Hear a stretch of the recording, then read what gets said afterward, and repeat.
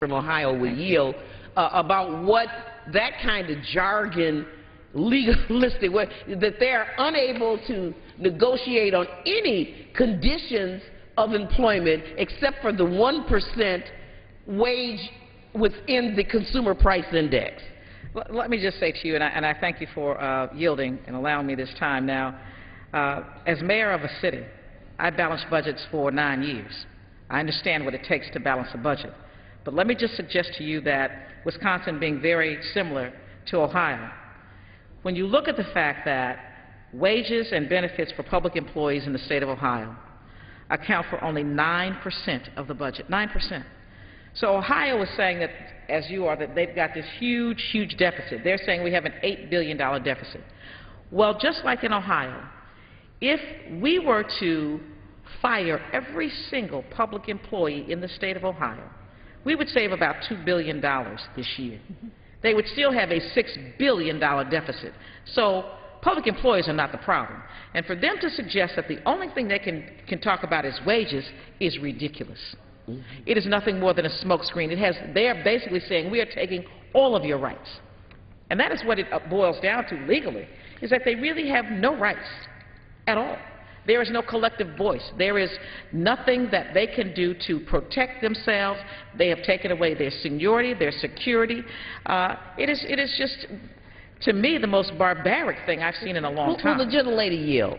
There are some things that I don't understand. Now, another myth and an untruth that has abounded in this debate is that somehow these public sector employees who are very well educated, I mean, some of them are nurses, school teachers, career executives in state government, well-educated people make less, it is true, they make less than their peers in the private sector because as part of their compensation, they have accepted less in wages so that they could have a pension, so that they could have health care benefits.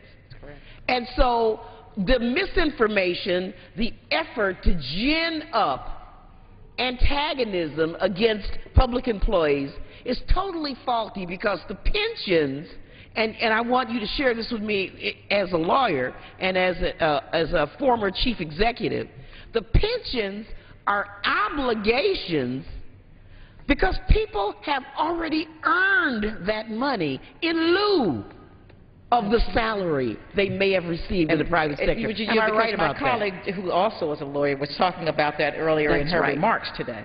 Okay. Well, if the gentleman would yield, I think that we have to be really clear here that this is not a valid substantive debate. I think that we tend to want to address substantive arguments to refute the misinformation that you described. This is an ideological debate that is about one thing only, and it is about busting up the union.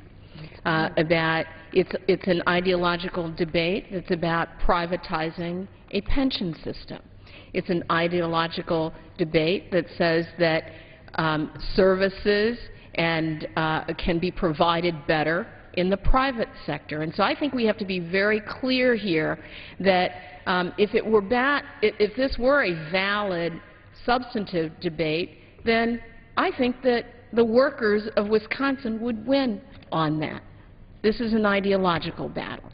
And it's an ideological battle that's rooted in tearing apart, slashing and burning public sector workers under the ruse, under the guise of balancing a budget. Well, it's very interesting. Will the gentlelady yield? I will. Reclaiming my time. You know, it's very interesting that you should raise that because, in fact, the governor of our state, in his previous capacity as the Milwaukee County executive,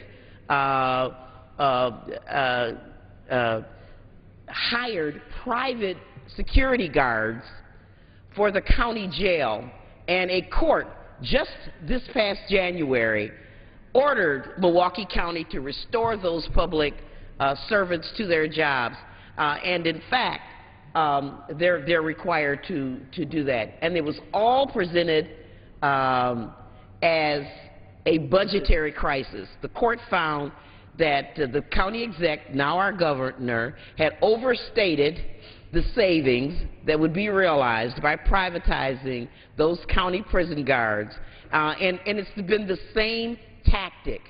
And indeed, the police and firefighters and state troopers were excluded from the collective bargaining prohibitions, and the prison guards were not.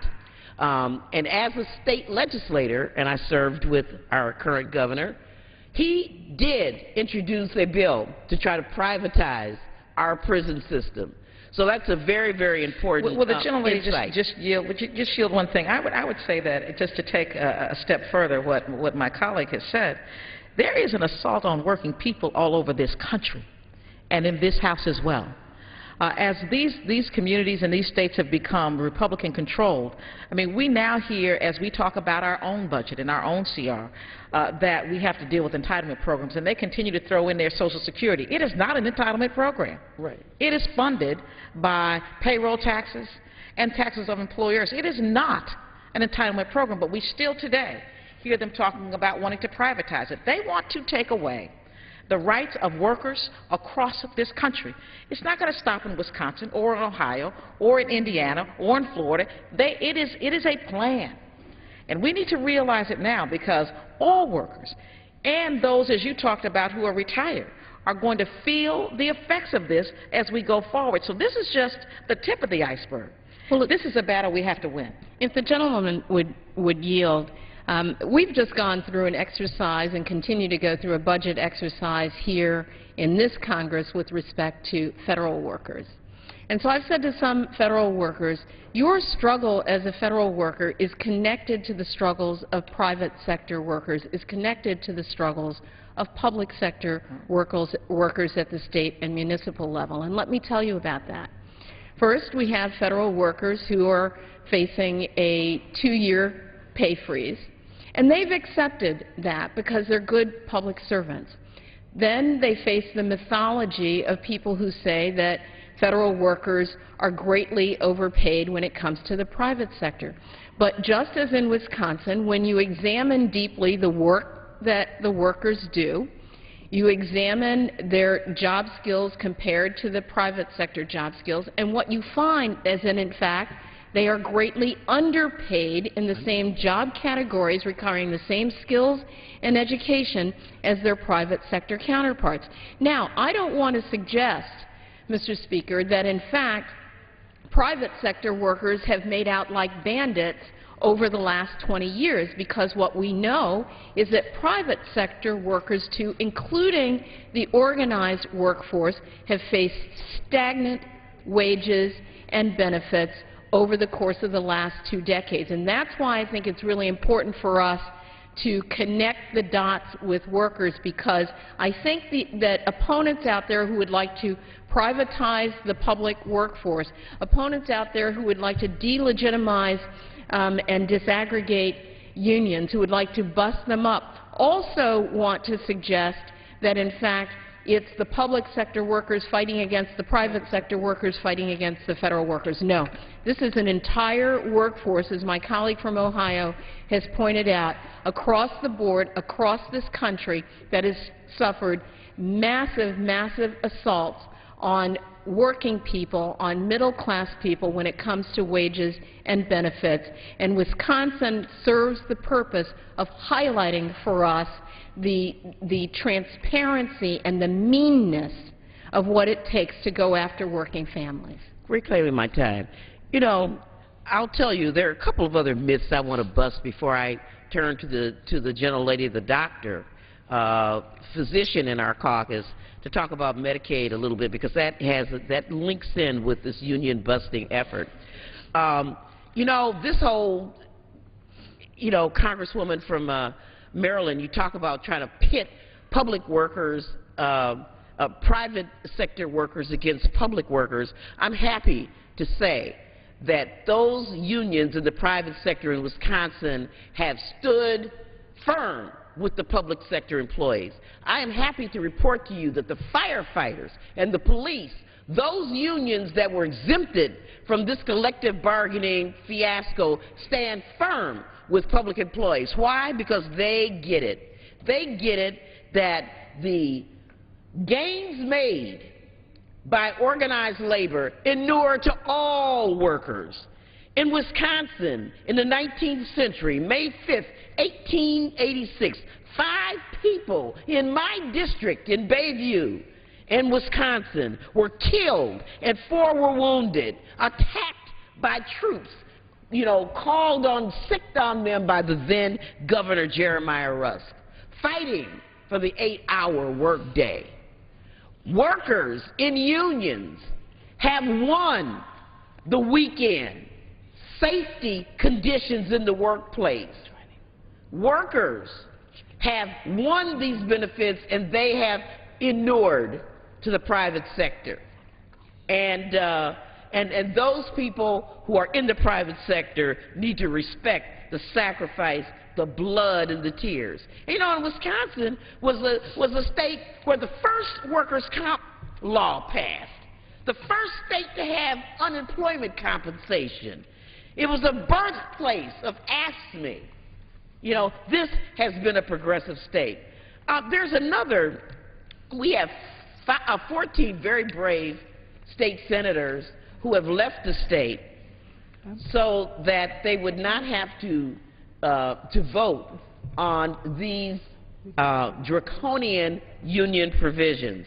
And the governor has said that because they're leaving, that there are going to be massive layoffs and firings, and it will be their fault.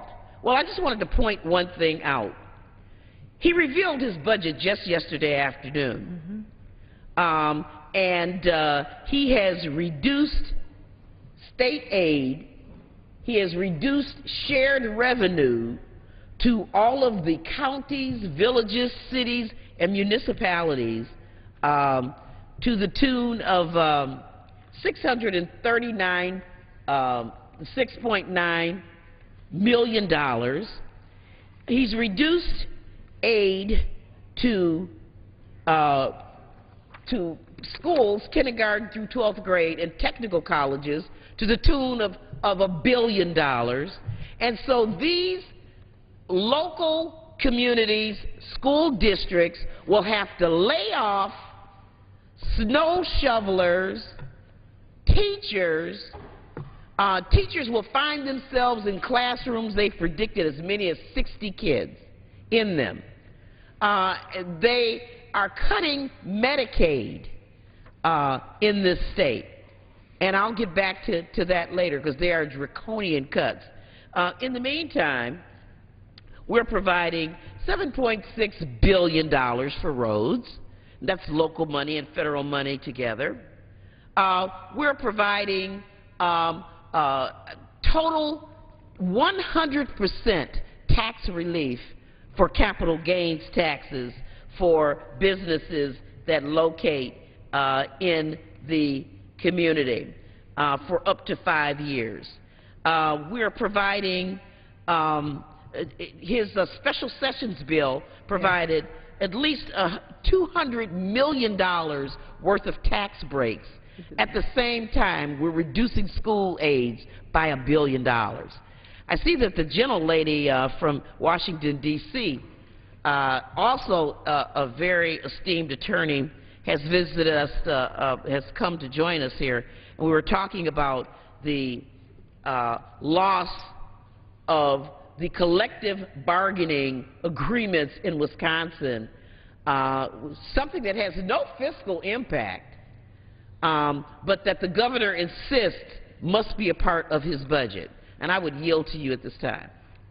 Well, I particularly am here in solidarity with the gentlewoman from Wisconsin and with my friend from the Virgin Islands as well, those who've come down, and in special solidarity with the workers in Wisconsin and Ohio and Indiana who are fighting for their collective bargaining rights. Now, unlike the gentlewoman from Wisconsin, I don't know whether paying 5.8% into their retirement benefit is good or not, or whether paying 12% of their health care costs. I know it's double or triple the amount. I don't know about any of that. I do know that when you have a health care and retirement systems, there is usually a quid pro quo. You take less pay, but I don't know the answer to that. All I know is that in a democratic society where people have won collective bargaining rights, those matters are bargained at the table. I am here to reinforce the importance of collective bargaining rights that are now on the table of the country, beginning in Wisconsin, spreading rapidly, and watch out, they could come. This insidious movement against collective bargaining could even come to the Congress of the United States. We have to stop it in its tracks in the Midwest. In any free society, there are 4 or 5 rights that everybody will cite. The right to free speech, the right to religion, and guess what? The right to bargain collectively. Once you have established that the workers have elected a union is one of those fundamental rights. I want to say to the gentlewoman from Wisconsin, if one of the developing countries that we always complain are not democratic enough were to take away the collective bargaining rights of some of its workers, well, you would have to fight people at the well in order to quell the stampede of people saying you have violated a fundamental right of a free society. I've just come from a hearing on the Postal Service, and it was amazing to hear management and the private sector say that the reason you have a post office today and that it hasn't gone down the drain is because the workers across the table from management have helped them to manage the downsizing of the Postal Service. The best thing that you can have when there is downsizing to be done is indeed to have a union, because when people know that the downsizing, that the rights they hope they had that they don't have been bargained for, they will accept those rights in a way they would not if management came in and just pulled them himself. And that is what Governor Walker is trying to do right now. That's right. Well, Gentlelady yield. I'm happy to yield. You know, you've made a very good point. I mean, if you're going to downsize and if you're going to make those sacrifices, you know, number one, our workers have said we'll negotiate that. We'll try to help our state. But if you're going to downsize, at least you want to think that you're doing it for the public good. You don't want to think you're doing it so that you can give, you know, $200 million in tax cuts so that you can privatize the nuclear power plants in the state. You would think that if you're going to pay 12.8% of your own health care, that would mean that at least the governor was going to protect the most vulnerable who are on Medicaid. But I am sorry and sad to be able to share with you, Dr. Christensen, that in his budget he is limiting a family care program. It's a Medicaid program to pay for in-home services for seniors and people with disabilities to only those who are currently enrolled. All the 2,000 people on the waiting list, no services. He's going to seek permission from the federal government to cut eligibility standards, to cut off certain categories of non-pregnant or non-disabled adults or lower eligibility. And he is not a fan of Planned Parenthood. He wants to cut off family planning services for men. He's expecting right now they're forced to continue their maintenance effort at least until July when the enhanced FMAP runs out, but he is again seeking those waivers so that he can cut off categories of people. And if I could just say for a moment, you know, it sounds very much like what's happening here. Yeah. As the gentlelady has said and our other colleagues have said, this is not just an issue for Wisconsin, for Ohio, and Indiana. This is an issue for our country. And the same thing that's being done in Wisconsin is what's being done here. Tax giveaways to the wealthy and to the business, while we cut health care programs, education programs, community economic development programs for people across America who need them. And that's why we have decided today as a caucus to come here and to voice our support and to give encouragement to the workers and to your legislators who have had to leave Wisconsin to prevent these devastating cuts that will further damage the health. And I'm sure your state is no different from other states where the poor, people of color, women are not getting the kind of health care that they need. What we need is to make sure that the benefits that we passed last year in the Patient Protection and Affordable Care Act are implemented in Wisconsin and everywhere. And what your governor is doing is going backwards instead of forwards. Backwards instead of forward. $900 billion from our school system. $250 million in state aid for the University of Wisconsin system. $71.6 million from the technical college system. Low-income children and families, requiring women who receive TANF, temporary assistance, to pay, they're cutting them by $20 a month, 3% of the TANF check. And the check is not The check is small. And there is some talk of, and requiring them to move from 28 hours of work a week to 30 hours of work a week, and reducing the amount of child care that they can get. And again, the theme for this budget, our governor's budget, is that Wisconsin is open for business. Well, no state can be open for business by slamming the doors of educational opportunity and denying babies and poor people and seniors health care.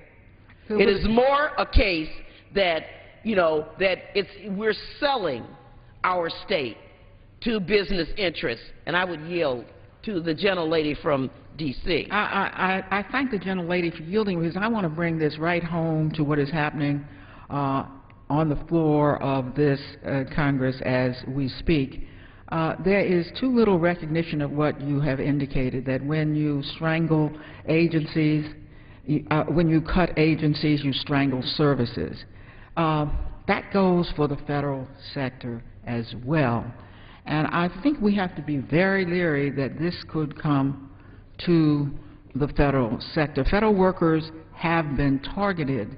They've got a great big bullseye on their backs. They are among the best educated workers in the United States.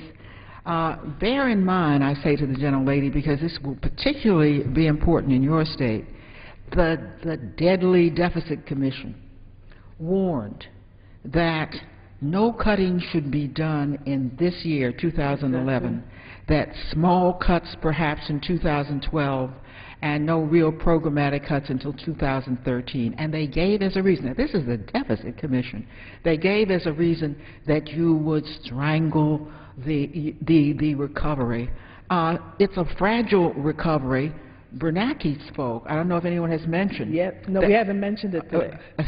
Bernanke spoke. I'm not on that committee, but I heard what he said. He has said as well, don't harm the recovery.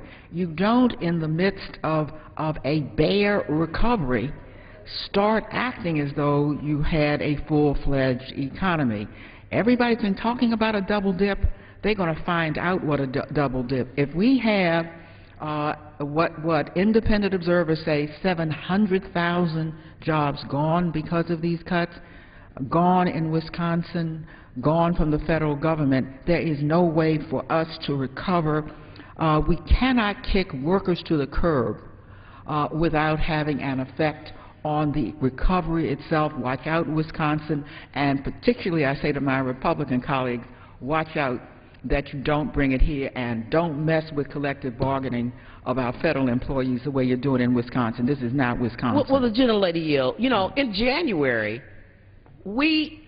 our economy nationwide gained 36,000 jobs. Hardly anything to brag about. But I can tell you this Wisconsin state budget fires 21,600 state employees alone. And when you consider the cuts to municipalities, cities, villages, counties, there are thousands more that are going to lose their jobs.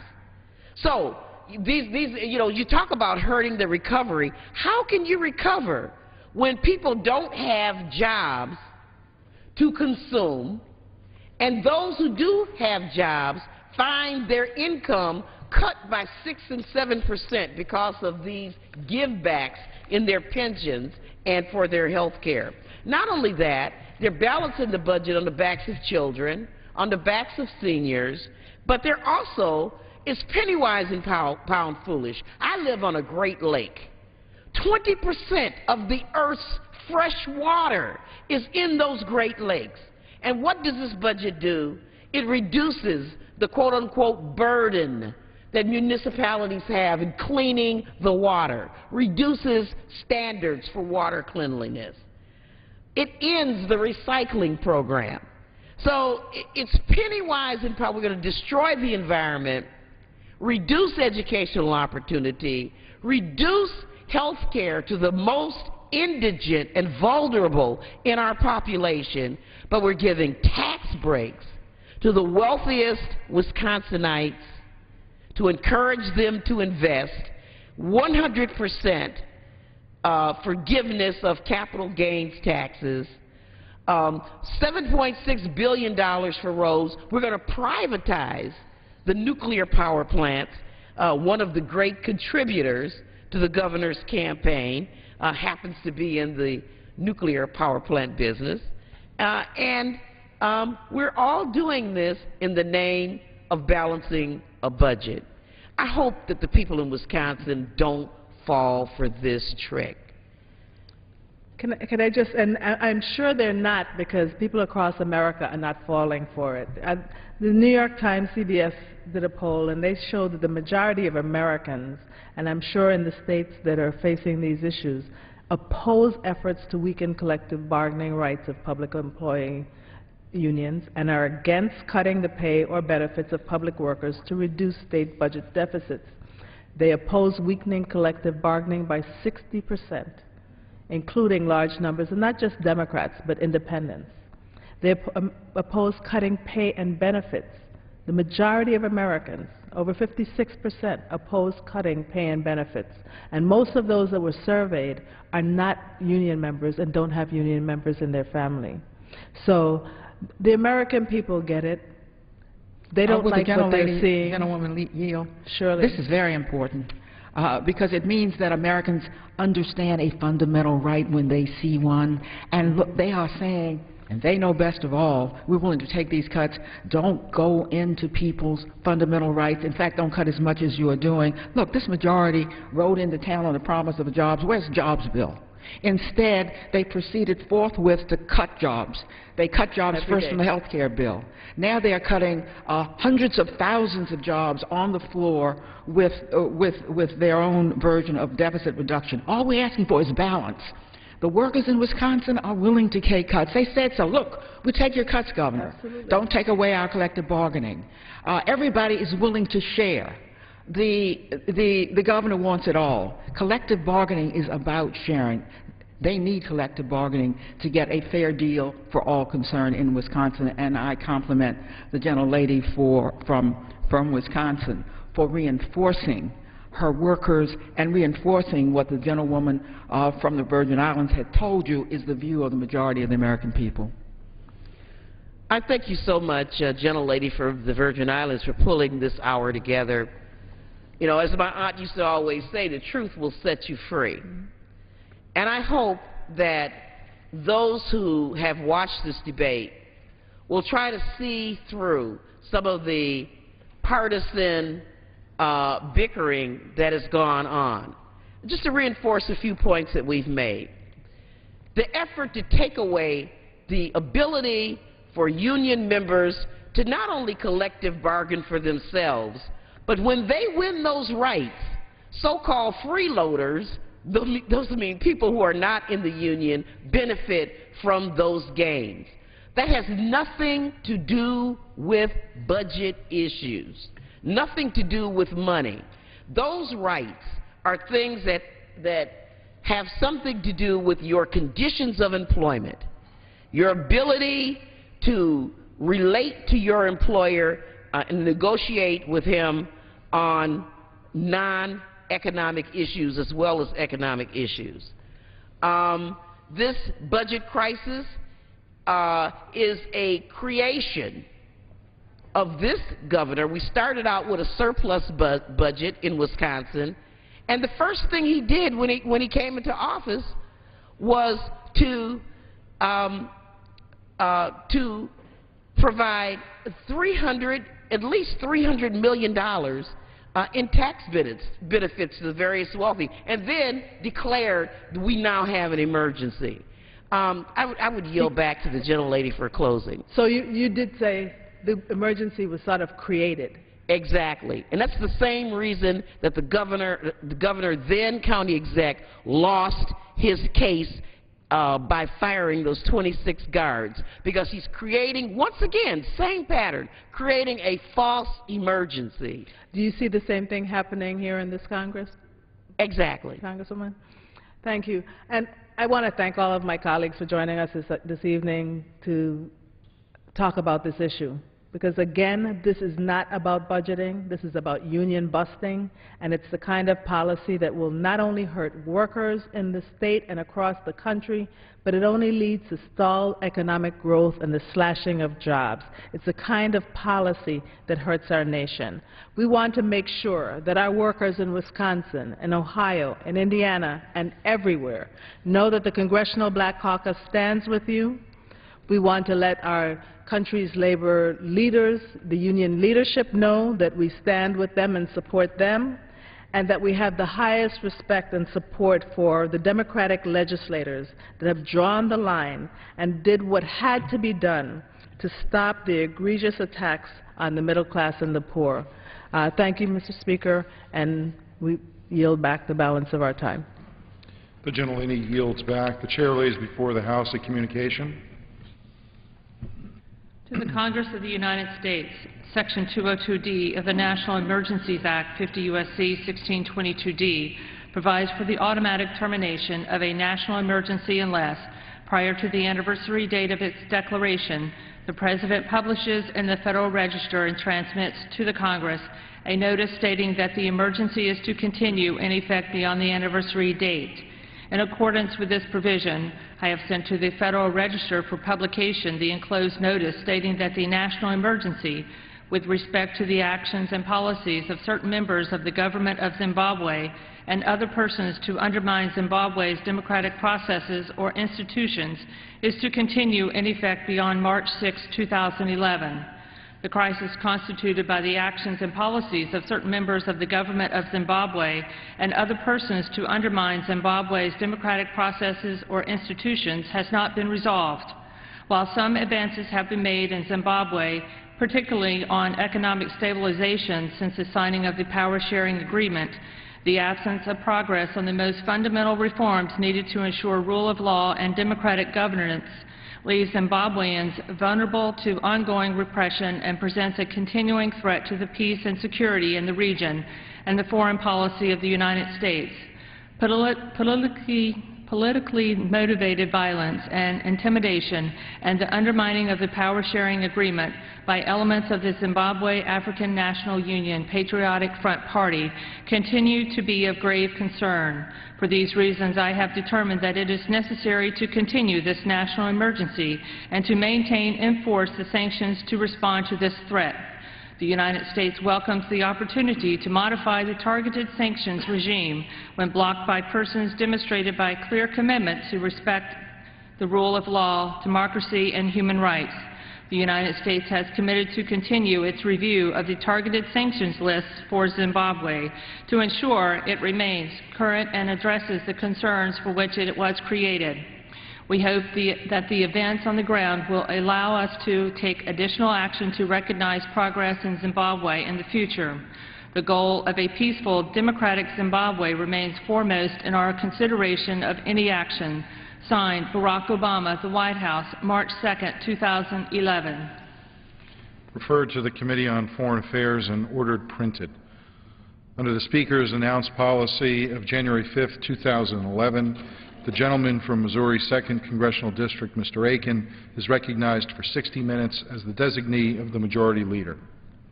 Thank you, Mr. Speaker. It's a treat to be able to join you tonight, my colleagues and friends, and to talk about a great crisis that our nation is facing.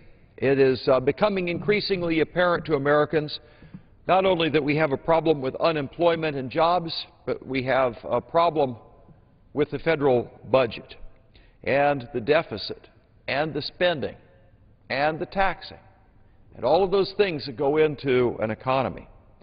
These problems are far more significant, though, than I think many Americans are aware. I'd like to talk about that some tonight and to try to keep it a fairly simple discussion and to allow people to know that while, as President Reagan said, the solution is simple, but it's not easy. It requires a great deal of courage. So I'm going to start tonight in a perhaps an odd way. I'm going to ask you, please, to picture that you were either a senator or a congressman in 1850 in America. In 1850, you would have noted that there was increasing discussion as the new territories became available whether they would be allowed to come into our nation either as a free state or a slave state. Created a lot of political tension between the different representatives representing different points of view on that subject. By 1852, the book Uncle Tom's Cabin was written. It became a very popular book, and it tended to further inflame the issue. The great question of the day, the question was slavery. What would America do with that question? By 1857, the Supreme Court, deciding to legislate from the bench, which has always turned out to be a bad idea and beyond their constitutional authority, came up with a decision that came from my state, the state of Missouri, was called the Dred Scott decision. Said essentially that black people were not people, they were property, but beyond that, it also said to the Congress and to the Senate that they could not make any kinds of deals as to which state would be slavery-free because each state could do whatever they wanted. And so the stage was set as the tensions grew for Abraham Lincoln to be elected to be president, and as he was on the train approaching the Capitol, leaving Illinois, a number of southern states seceded from the Union, and almost as though in slow motion, a great locomotive drove off the edge of a cliff, pulling the train with it. And America was immersed in a terrible, terrible civil war. It was a war that was ultimately to claim 600,000 lives. That's more than all the people that are Americans that have been killed in all the rest of the wars that we fought in our nation's history. Of course, a statistic like 600,000 may seem to make your eyes glaze over, but when you start to hear the individual and personal stories of people who were horribly touched and families that were destroyed by the horror of the war, and you recall the words of the second inaugural address of Abraham Lincoln as he talked about the fact that the war had been far, far worse than anybody had ever imagined was possible. That great tragedy, that terrible cost that was paid by our nation, was a result of a failure of leadership, a failure to deal with a massive, fundamental question that everybody knew was there all through the 1850s, the question of slavery. And the failure was not just in the Congress and the Senate, but it was in the people of the states for being too disengaged and unwilling to take that question head on. The parallel today, I think, is a little bit frighteningly similar. Today, just as there was in 1850, there is a gorilla in our tent, and that is the problem with the federal government spending too much money. And so what I want to do is to put that in very simple terms, not so your eyes will glaze over, but so we get some sort of a sense of balance as to what's going on. Because my proposition is that we are spending too much money, the government is spending too much money, and it is unsustainable. Now, this is something that many thoughtful liberals as well as conservatives agree is true. There is disagreement as to what to do about it. But the numbers are the numbers. There's something about mathematics that's that way, and that's what we're going to talk about, the simple view of what the numbers are today and why this is a crisis that we must address. We cannot ignore the gorilla in the tent. This is something that all Americans must become aware of and must be participants in solving the problem. As we do that, the jobs will return, America will hold her head high again, and almost as a ship with a big wave breaking across the deck, the ship will shake loose the water that threatens to push it to the bottom and lift its bow and pride and sail further on. And so what I'm going to do is just take a look at some stuff that sometimes politicians talk about in gobbledygook speak and try and make it simple. We have here a picture of all the things that the federal government's spending money on. It's your old classic pie chart. And I have over here Social Security, Medicare, and Medicaid. You can see that's a pretty big piece of the chart. And these things are called by politicians, they're called entitlements. An entitlement, I'm an unfortunate engineer that ended up in politics. An entitlement is sort of like a little machine that's a little bit like the machine in the bathroom, which you put your hand in front of it, it spits out paper towels, except this machine spits out dollar bills. And so the entitlement just is like a little machine. It's put on a track and off it goes, spitting out dollar bills. So anybody who qualifies, they get money. So these programs, Social Security, Medicare, Medicaid, if you qualify, you just get money. There are other entitlements as well.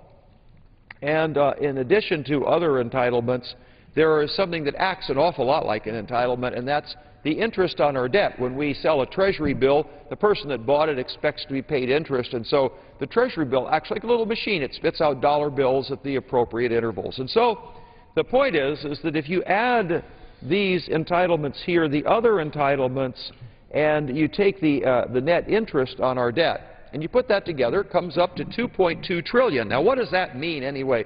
$2.2 trillion is bigger than I can understand, but we can compare it to something else, and that is the revenue of the federal government. That is when everybody in America pays their taxes, the money comes into Washington, D.C., that's our revenue. And the revenue is $2.2 trillion. So the entitlements and debt service at $2.2 trillion is the same thing as our revenue. Well, what's left over to pay for national defense and what's left over to pay for the rest of the running of the government? This other non-defense discretionary would be things like the Congress and the Senate buildings, would be the federal prisons, the federal parks, Department of Energy and Commerce and Justice and Education, all those different things. Those are this non-defense. So in other words, what I'm saying is this: if you zero out defense, so there's not a soldier left, not a rifle, not a ship, not a plane left, and zero out everything else of the federal government, when you zero those out, you now have a balanced budget, because entitlements and debt service are taking every last penny we get in revenue. That is a serious problem. I'm joined by a very good friend of mine from Louisiana, a man who is growing in stature and feared, loved, and respected, my good friend Steve Scalise from the great state of Louisiana. Please join us, Steve. Well, I thank my gentleman from Missouri, my good friend from Missouri. You know, when we talk about feared, loved, not sure where we fit in, but I do think it's The important. fear it is because of the people who want to whitewash what was going on with that big oil spill, and the fact you got on it and told people the truth, and I respect that. Thank you, sir. Well, and thank you, and that's the beauty of the People's House. And I think what you're doing, you hold this weekly town hall forum, as we call it, to talk to the American people about what really is happening here in the People's House, in the Congress, and how it affects people all across this country. And of course, I had 3 town hall meetings last week when I was back in my district, when Congress had finished dealing with one part of this budget problem. And I think when you talk about what's wrong with the spending, how out of control spending is in Washington, we had taken some action 2 weeks ago to say it's finally time to start righting the ship. And Speaker Pelosi had the reins of the House of Representatives for 4 years. And of course, during that 4 years that Speaker Pelosi was running the House, we saw unbridled runaway spending, record deficits, to the point where now we have a $1.5 trillion deficit. But one thing that she left behind that we're dealing with is the fact that Speaker Pelosi didn't even bring a budget to the House floor last year, so there was not even a budget when families across this country have their own family budgets, and families and small businesses are dealing with their crises and shortfalls by cutting spending. Maybe just let me interrupt for just a second, gentlemen, because you're bringing up a whole lot of additional facts and things. Let me try and put this in perspective. In 1974, we came up with a Budget Act, and every year since 1974, there was a budget here in this House. You might have liked it, might not have liked it, but there was a budget anyway for what's going to go on in terms of federal spending. Last year, under Speaker Pelosi, there was just no budget, none. And so what a lot of people see us dealing with now, and I think you're getting to this point, and that is the fact that we're doing what you do in the federal government when you don't have a budget, and it's called a continuing resolution, and I think maybe you were going down that direction, so I yield to my friend. And you're exactly right, because when we're talking about where we are today, it's important to look at how we got into this mess, and the mess that we're trying to clean up, but the fact that historically last year, Speaker Pelosi failed to even bring a budget to the floor when she was Speaker, and so there was no budget that was passed. And so what that means is, like I said, while families are putting together their own budgets, and families and businesses are dealing with the problems in the economy and shortfalls, and they're cutting back and doing more with less, the Congress didn't even pass a budget. And so under Speaker Boehner now, as we've got this new Republican majority here, we came up with a plan to fund the government for the rest of the year, but to fund it in a way that actually started cutting spending. Because I think one of the big problems that's been out there for a long time, things that you and I want to deal with, we want to cut spending and start putting our country back on a path to a balanced budget. And so we had this debate 2 weeks ago in the House where we said, okay, we want to be responsible about funding government, but that means we've got to start making real cuts.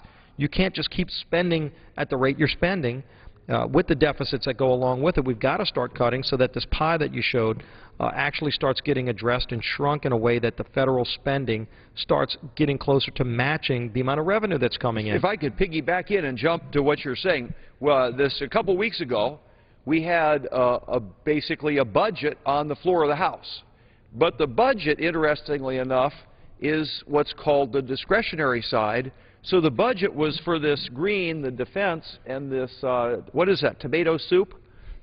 Maybe it's Campbell's tomato soup. This is the non-defense discretionary. So the budget only dealt with this section, and we were making cuts to that section. And what of course, you have to ask yourself is, well, how about all this other stuff? Of course, this wasn't touched. So proceed, please, because I think it's a good story. People need to understand what we're working on was the first thing we had to work on, which is the fact there wasn't any budget that we're running on. And so we're trying to put a budget together from between now and October 1st, if I recall, sir. And so finally, to address the real problem in the country with this runaway spending, what we said under both Speaker Boehner and Chairman of Appropriations Committee Hal Rogers is that we've got to stop the bleeding. We've got to start cutting spending. And we brought a bill to the floor that allowed for $100 billion in cuts.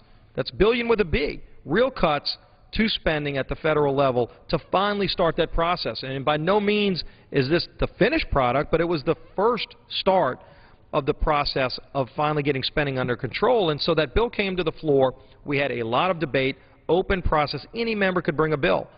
can bring an amendment to that bill. I brought an amendment to get rid of a bunch of these czars that are killing jobs in our country, that are getting paid millions of dollars to go out there and try to implement radical policies that run jobs to China and India and other places. And that amendment passed. A lot of good amendments passed to cut spending. But ultimately, what we said was we set a new tone. We said, number one, we're going to put our money where our mouth is. We promised that if we get the reins of power in the House, that we would actually really start cutting spending. And so we cut $100 billion. We sent that to the Senate. Now, we're almost at 2 weeks past the point where we sent that bill over to the Senate. They still haven't even had 1 ounce, 1 minute of hearings or debate on our bill that we sent to them to cut $100 billion in spending. Now, why do you think it was that they didn't want to take a look at the bill? They could have brought a bill up the same way. They could have gone through it and said, well, we don't think they should have cut this much. We should have done this or this or this. They could have made changes on it and gone back and forth, and then we would have a budget for between now and October 1st. And we could get on with what should be done this year instead of what should have been done last fall, or actually last year before the fall. So anyhow, proceed, please. And I think it became very clear very quickly just what is at stake here. There was a battle line that was drawn. In fact, as we were debating that bill to cut $100 billion, and as I said, with a $1.5 trillion deficit this year, $100 billion is just a start. Well, President Obama comes out and actually starts criticizing us for cutting $100 billion. He said $100 billion is too much. The Senate President, Harry Reid, said $100 billion is too much to cut. And again, we're saying $100 billion is just the beginning. We've got to cut more than $100 billion. And so you quickly saw a divide.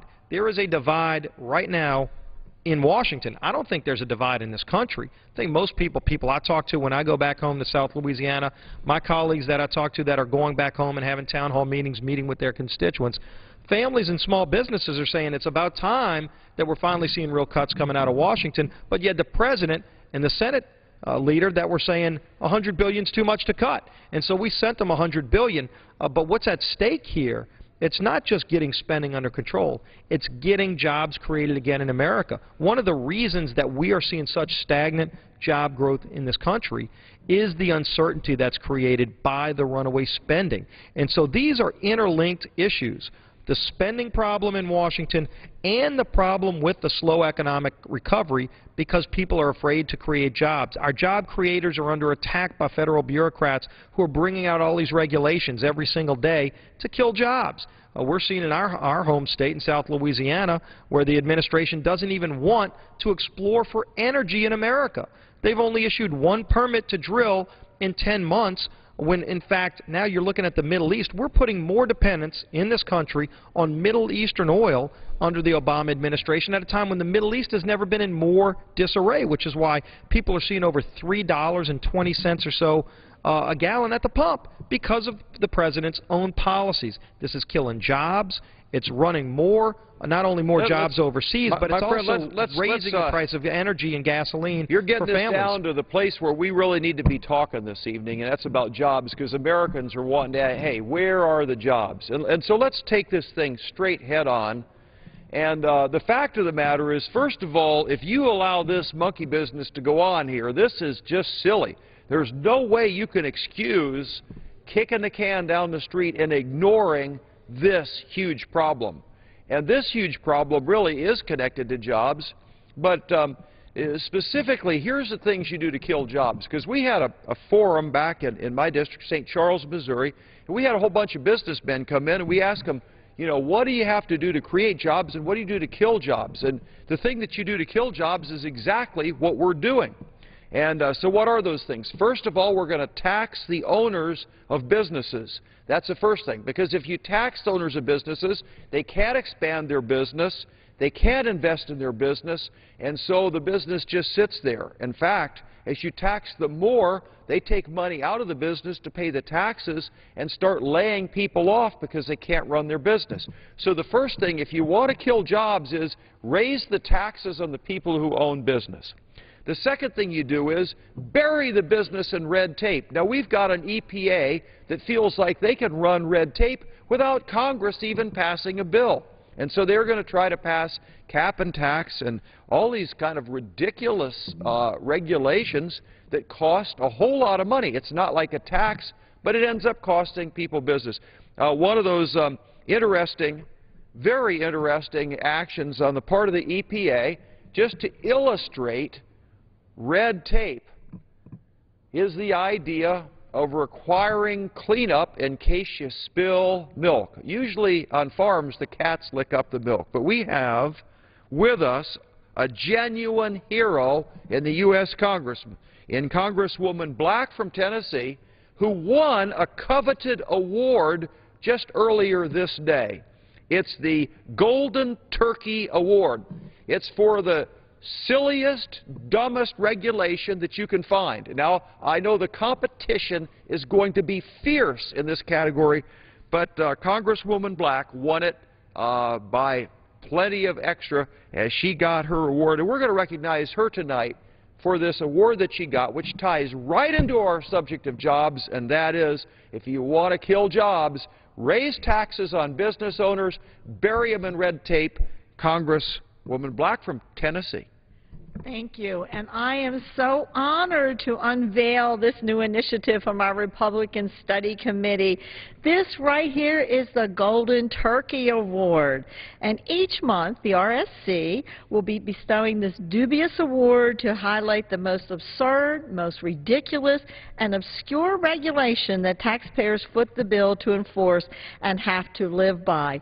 And this month's Golden Turkey Award goes to a regulation that I have been talking about in my district and here also in Congress for the past month.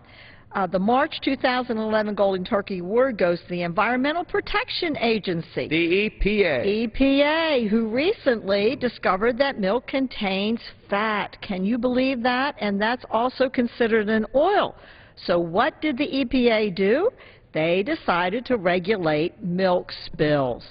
Well, the EPA is currently developing a rule that will subject dairy farmers to the Spill Prevention, Control, and Countermeasurement Program. That's sort of a long word, which was created for oil contamination in waterways.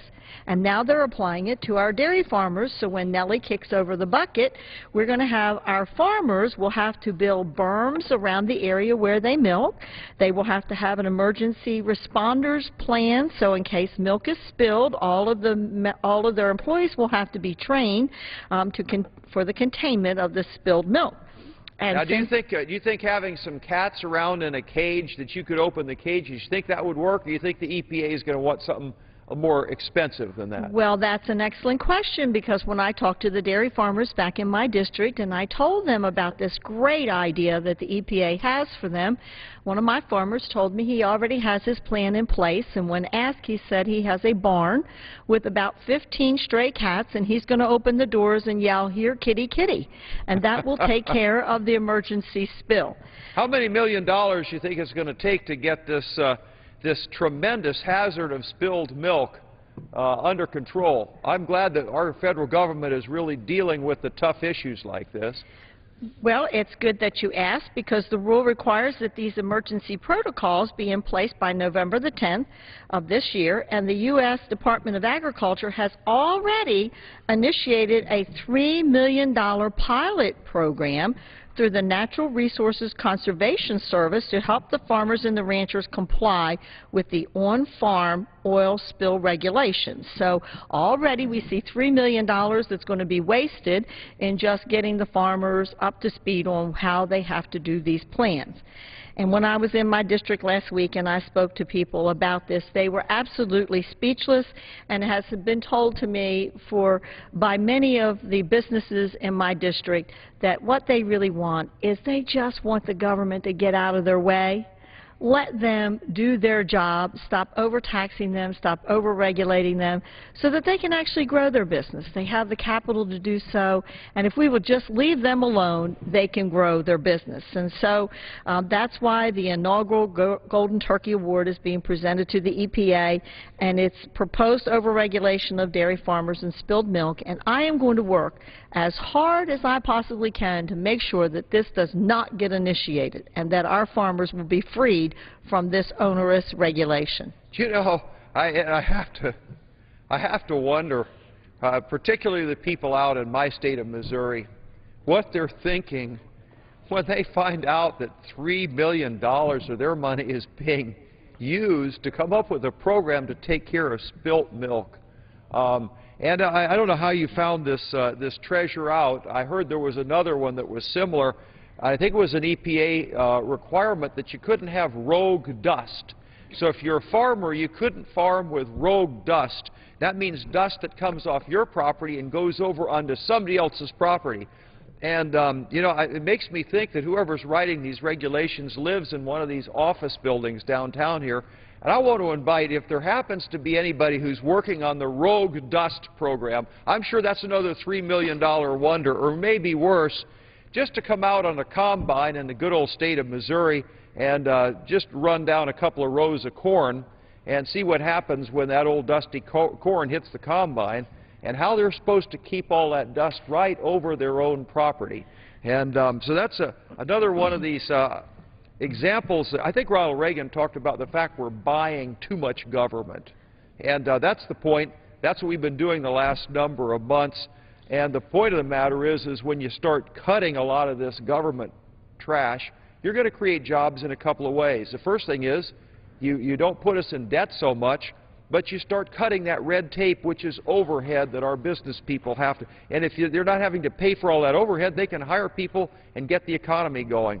And I think that hats off to Congresswoman Black from Tennessee for winning this prestigious Golden Turkey Award. I suppose the one who technically won it was the EPA. Is that right? That's right. The EPA has won.